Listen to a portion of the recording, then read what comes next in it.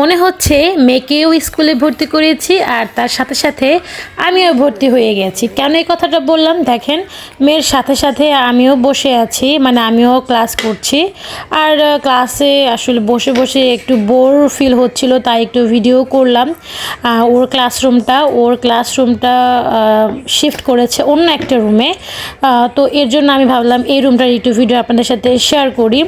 তো এই যে ওদের ক্লাসরুম, অনেক বড় একটা ক্লাসরুম। আমার কাছে এই ক্লাসরুমটা খুবই ভালো লেগেছে।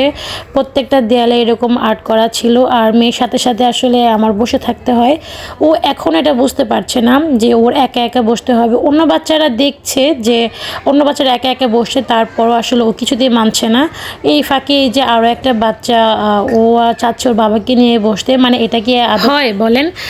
মানে এখানে 3 বছর প্লাস, 4 বছর প্লাস, 5 বছর প্লাসের অনেক বয়সের বাচ্চারা আছে। ওরা আসলে যারা একটু বড় হয়েছে তারা বোঝে, আর যারা ছোট মানে আমার মেয়ের মতো যারা, তারা আসলে বোঝে না যে একা বসতে হবে। ওরা তো চায় ওর মা বাবাকে সাথে নিয়ে বসতে। তো যাই হোক, ক্লাসে বসে আসলে দেখি যে এক এক বাচ্চারা আসলে এক এক রকম। কেউ কান্নাকাটি করছে, কেউ বেঞ্চ থেকে উঠে হাঁটছে, কেউ দুষ্টুমি করছে, কেউ টিফিন খাচ্ছে, অথচ টিফিনের টাইমও হয়নি।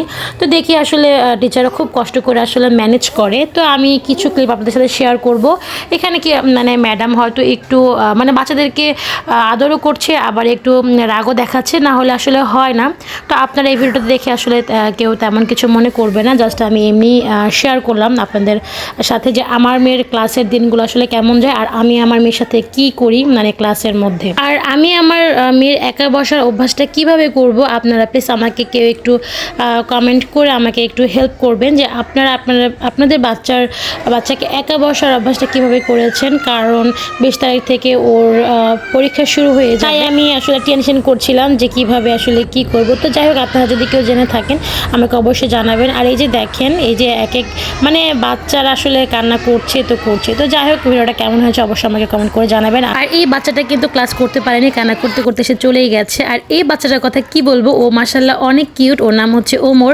সে 1 সেকেন্ডের জন্য বেঞ্চে বসে না, সে সারাদিন শুধু হাঁটে, মানে সারাক্ষণ সে হাঁটে, এখানে যায় ওইখানে যায়, বেঞ্চের উপরে দাঁড়ায়, নাচে, দৌড়াদৌড়ি করে, বাইরে যায়। কি আর বলবো, যাই হোক মাশাআল্লাহ বাচ্চাটা কিন্তু অনেক কিউট। তো আজ এই পর্যন্ত, সবাই ভালো থাকবেন, আল্লাহ হাফিজ।